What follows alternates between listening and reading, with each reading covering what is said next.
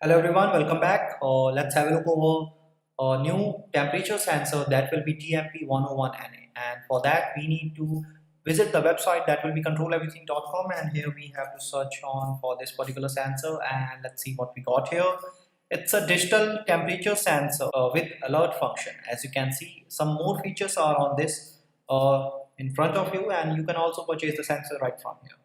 Also, I will be interfacing the digital temperature sensor TMP101NA with a BeagleBone Black, and the C language software code will be there. So for that, we go to resource tab and we have the C code sample on to the screen.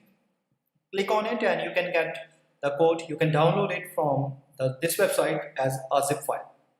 Also, you can get the code from github.com and the concerned repository. There will be control everything community. Now, what we require is to have a look upon some hardware connections we want to make this video.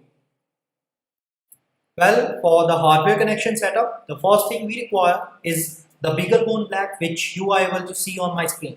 And this here is an I2C shield for the BeagleBone Black. Now this is available on the website controleverything.com, and the real reason we are using this shield is to make connections easier with other I2C devices. So for that, what we require is to gently place this I2C shield over the BeagleBone Black and make a connection just like that. For the power up setup, we require two things. The first is a mini USB cable just like this and gently insert it over here. It is very useful to power up the BeagleBone Black. Now to power up the I2C shield, we require a 5-volt adapter, which you are able to see on my screen, and gently insert it here. Now for an option for the internet connection, there are two mediums. The first is an Ethernet cable or a LAN cable, and the second is this, a wireless nano USB adapter. Next, we require our temperature sensor TMP101NA, and this here is a connecting cable. Make the connection among the sensor and the cable and make sure that the ground terminal of the sensor should be connected to the brown wire of the cable, and similarly to the ground of I2C shield. So we are done with the connections. Now what we require is to explain the code, and let's proceed. Now we want to explain the code.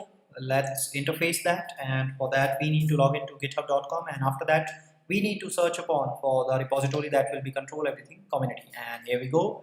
And this here is the sensor TMP101NA, and after that we have the C code, but let's look upon the instructions part first. We need to set up the BeagleBone Black, and the steps are on this site, that is beagleboard.org. And after that, as you can see, a lot of installation has to be done, some drivers and some software has to be installed, so please do it carefully. After that, we need to download the code onto the BeagleBone Black, and this command will compile and this will run the C code. Please do it carefully. Now get back to the C code to explain, and it's a .c extension file. The first thing you notice into the code that we have included some of the header files and the libraries here.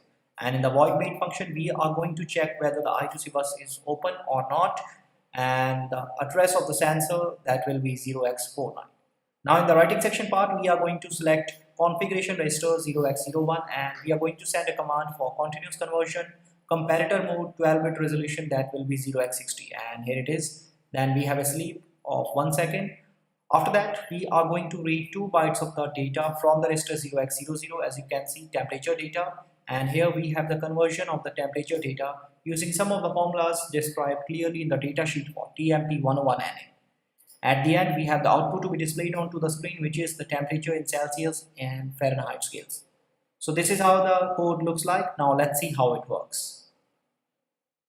Now let's have a look over the working part, and for that stuff we need to copy the entire code, as you can see on my screen, and after that we need to open up the terminal for the BeagleBone Black, and here we need to name the sensor.c will be the extension file, and here we need to paste the entire code, and after that, as you can see, this is to save the file, and here we need to compile the code, and this here is the name, and let me type on full command.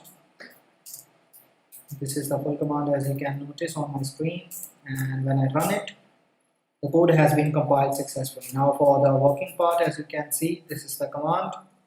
We have the temperature in Celsius and Fahrenheit. As you can notice, when I again run the command, there is a very small change, but instead when I try to apply my finger over the sensor and run the code, You can see we have a change in Celsius and Fahrenheit scale for the temperature, and when I again run it, the changes are reflected onto the screen. So this is how the sensor works.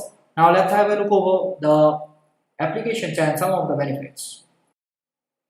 The TMP101 device is a digital temperature sensor ideal for negative temperature coefficients, NTC and positive temperature coefficients, PTC thermistor replacement. The device offers a typical accuracy of plus minus 1 degree Celsius without requiring calibration or external component signal conditioning. The TMP101 device features SM-Bus, 2-wire and I2C interface compatibility.